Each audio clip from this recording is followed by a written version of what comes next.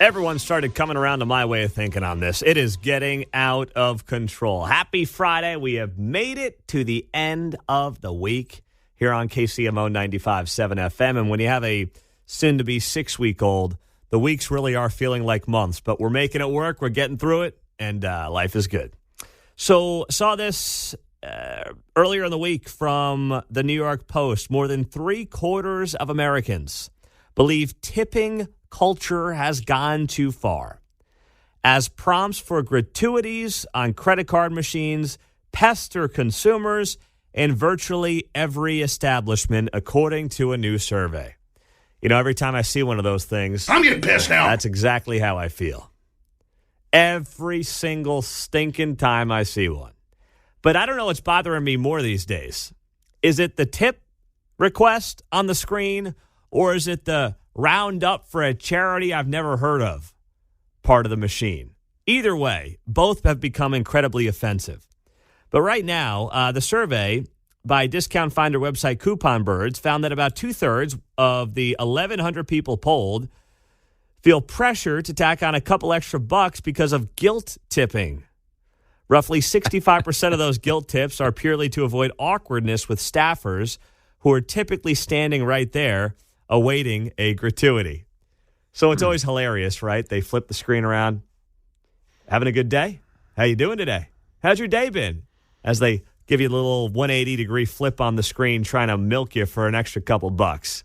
I'm all about tipping. But when we got to the point of tipping for a coffee that you literally just made me in 5 seconds and handed to me, we've gotten out of control. We have completely lost our minds with this tipping culture, John. I'm so sick of it. I'm with you, but I guess in me, I just liken it to the software they use. I'm free to ignore it. I don't speak Spanish, and yet when I go to my ATM, I have to choose between English or Spanish. I'm like, it just comes with the deal, I guess. So it's easy for me to ignore. No guilt whatsoever. No guilt whatsoever. Absolutely not. Okay. All No. right. Not for the people when I'm at the register and they're just handing something over the counter, Mm-mm. Okay. Well, I can respect that. I'm not there. I still feel that guilt sometimes. And I'm not proud of that guilt. I don't like that I feel that guilt, but I do feel it. And maybe I got to get to John's age. Maybe I got to get to the point where I'm the old man on the porch and I just don't care about anything anymore. And I think that does come with age. But there is a part of me that when that screen flips around, I look at it and there's usually 15, 20, 25%. And I have this moment in my head where I say, I'm grateful to be in a good spot in life. I've been blessed. Can I do the extra 75 cents to $1? Yes. But then the principled side of me says, this is bogus BS. Tell the damn guy to pay his own employees and stop asking me for a tip on a coffee. Enough. Yeah. Well, I don't drink coffee, so that helps, Well, Nobody's that's true, too. I go to the QT fountain, there's nobody there. No, you're not getting you're going to the right places, John. That's the other thing. That might be it. I'm like, I'm too tired to mess with people sometimes. If I can go in and do it myself, sometimes, those are the places. John says he's too tired to mess with people sometimes. Yeah. Last night at the Kansans for Life event, someone said, hey, where's John Anthony? I'm like, if it's not dark, he's not big on being out. A little too peoply around here. Yeah. There's way the percentage of people to square footage is way too high for John. Listen, the shortest distance between 2 points is a straight line. I like to use that theory quite often. You do. You are a professional at that. 913-408-7957. I don't think I'm alone in this. And clearly, the polling is coming back. And it started during COVID. Don't forget. Mm-hmm. It started during COVID. Yeah. And it was very understandable. Mm-hmm. I remember, we do these call-in shows or segments here on this show on Fridays. It was actually on Fridays during, the pandemic. And we would allow restaurant owners, small business owners to call in and, talk about their restaurant and where they are and, what they're doing for curbside pickup here since no one could go into a restaurant. And we were asked to tip during that time to help the wait staff who obviously could not work because there was no one to serve inside the restaurant. But then coming out of COVID, as the prices have gone up 20% in the last 4 years, we're still being asked to tip on everything and anything. I mean, it's gotten completely out of control. But I got to start going to more quick trips for everything because no one's going to ask me to tip there, John, which I like. No, they don't. And when there's a line of 5 people at one register, it's okay to go to the other side of the register where no one is because the guy would prefer that. He can go 1, 2, 1, 2, and keep them moving. You get the right quick trip cashier, man, they fly back and forth. I just want to say real quick, the rounding up thing, I don't mind, but I just don't trust him, so it's a no all the time. Oh, I don't it's trust always anybody at the speaker going, no. I always do no. Maybe if I'm at the counter and I see a sign and it's indicated that it's a big promotion or big deal, I might.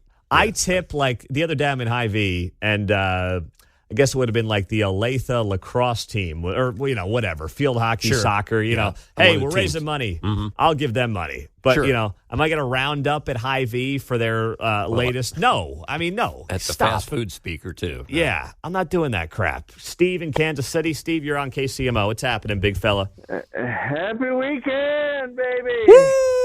Tiger Woods hit off in 10 minutes. He swore off 6, and now he's under par at the Masters. I know. Tiger. Did you see Tiger apparently is not – his preparation included not having sex leading up to the Masters? Did you see that? No, I'm serious. No, I'm serious too. Do you think Scotty Scheffler is gonna walk off the course with his wife? I'd tell the wife to hold it. I didn't go into labor. That's gonna be the big question. No, you're right. Just sit on it. You're right. Tiger's getting. Here's the problem for Tiger. Listen, I'm pulling for Tiger, but his body's not built to play what'll be 25 holes of golf today. It's just that body is going to be creaking and croaking in about 5 or 10 minutes. I guarantee you. Yeah. I'm an old guy, and I can tell you that for sure. Well, you hit one of my pet peeves. This is the old. I don't even mind. It's gotten so pervasive. I don't even mind the screen stuff anymore. I just knock that down with a no. But when you got 5 or 6 people in line, and you're asking everybody round up.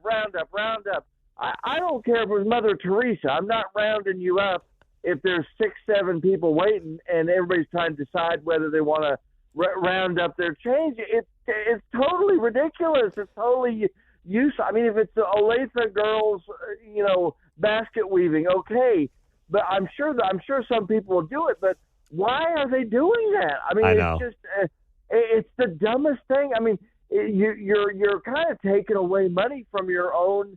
I know it's only a little bit, but you're kind of taking away money from your own store and alienating the customer at the same time. That just bugs I don't know why it bugs me so much. It's like I'm already paying exorbitant prices, and then they think, well, let's soak you for more, Yeah, for the charity of our choice. And, Steve, it's a great point and a good call. Oh. The point, too, is it makes it, when they ask you to round up, right, for whatever charity, it's almost like they're saying, hey, cheapskate, hey, how about you start donating to a charity, you sorry SOB? It's like, no, you're not going to. And by the way, yeah, it might only be a couple of pennies, but not necessarily. If your total comes out to $7.04, it's rounded up 96 cents, rounded up $1, That's how I know if I'm going to or not going to. If it's closer, if it's like $7.87, I'll round up 13 cents. Oh, well, you're just such a nice. It must be nice to hit all the big parlays, Mark. That's all I can say. If it's $7.04, I'm not doing it though. 96 cents, that's too much. I'm just out of principle. I'm not touching it. No way, no how. John in Independence, what's up, buddy?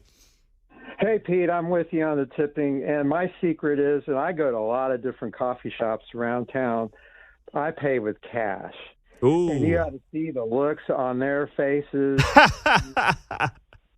And they just look deflated, and it's awesome. And I purposely carry a bunch of ones on me now, just expressly for that purpose. That is, John, we got to get back to cash, man. I try to have cash on me. I don't have it on me as much as I should. But here's what pisses me off. There's a place I like to go that charges it's like a protein-type drink. And, it used to come out to, I think it was like $7. So I could easily tip with cash and just, give them a 10, say, give me a couple bucks back. Well, they switched it. They changed the price by like 15 cents. So now with taxes, it comes out to like $7.08. And I'm like, you're adding 8 cents onto the thing for yourself. And now I got to figure out how to tip the people properly because your bill is now $7.08 instead of a clean $7. It just drives me nuts. And that's also hurting the staff there when you're trying to actually tip people and help them out.